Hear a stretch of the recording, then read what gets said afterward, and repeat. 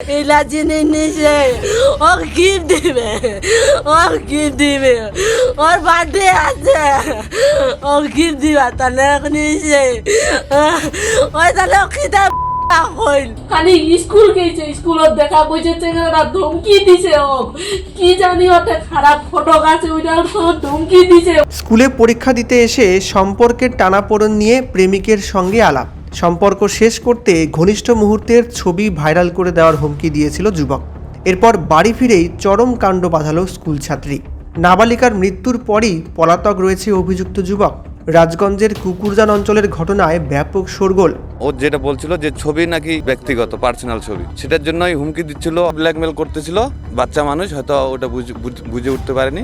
জানা গিয়েছে মেয়েটি কাঞ্চনছিরি এলাকার বাসিন্দা, ক্লাস 11-এর ছাত্রী। সোমবার ফাটাপুকুর সারদামণি হাই স্কুলে পরীক্ষা দিতে এসেছিল মেয়েটি।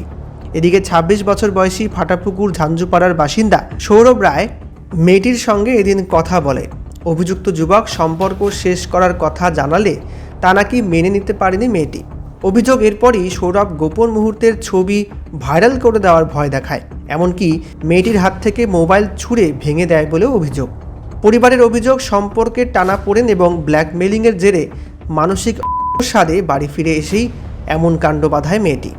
ঘর থেকে পরে নাবালিকার ঝুলন্ত দেহ উদ্ধার হয়। ইতিমধ্যেই এই ব্যাপারে যুবকের নামে প্ররোচনা দেওয়ার অভিযোগ দায়ের করা হয়েছে পরিবারের তরফে। এই ঘটনার পরই অভিযুক্ত যুবক সৌরভ রায় ফাটাপুকুর ঝাঞ্ঝুপাড়া এলাকা থেকে পলাতক রয়েছে। বাড়িতে নেই তার বাবাও। যদিও এই ব্যাপারে সৌরভের বাবা দুলাল রায় বলছেন, ছেলে মেয়েদের ব্যাপার তিনি কিছুই জানেন না। তবে যে মেয়েটি মারা গেছে সেই মেয়েটি তার নিজের সন্তানের মতোই।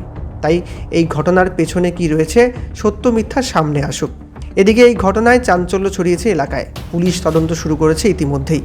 অভিযুক্তকে গ্রেপ্তারের জন্য বাড়িতেও গিয়েছিল পুলিশ, যদিও অভিযুক্ত যুবক এখন বাড়ি ছাড়া। 2 দিন আগত বারোটা 2টার সময় যাইতে পায়েল দেড়শা করিয়া গাড়ি খানি গিরগিরা চালাচ্ছে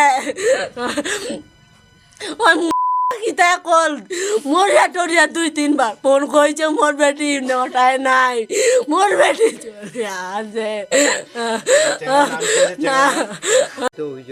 অবশ্যই কালকে আমরা থানাতে অভিযোগ করছি, থানা তদন্ত করতেছে, আশা করা যায়। আমরা চাচ্ছি যে দোষী তাকে যত অ্যারেস্ট করা হয়। ছেলে হয়তো টাপ দিচ্ছে যে তোমার ওর যেটা বলছিল যে ছবি নাকি ওর কাছে আছে, ভিডিও আছে, ওর বন্ধুবান্ধব ব্যক্তিগত পার্সোনাল ছবি, সেটার জন্যই হুমকি দিচ্ছিল। হয়তো অনেক রকম কথা বলছে, মেসেজে যেটা দেখা যাচ্ছে, মেসেজটা কই অবশ্যই ব্ল্যাকমেল করতেছিল। বাচ্চা মানুষ হয়তো ওটা বুঝে উঠতে পারেনি, তার জন্য নিজেকে হয়তো সুইসাইড করে নিল।